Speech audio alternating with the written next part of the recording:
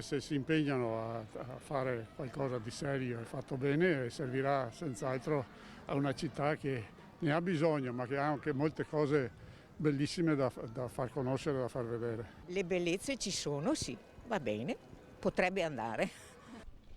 La bellezza c'è e il progetto anche. Pronta a cogliere la sfida, Vicenza propone la propria candidatura come capitale italiana della cultura per il 2024.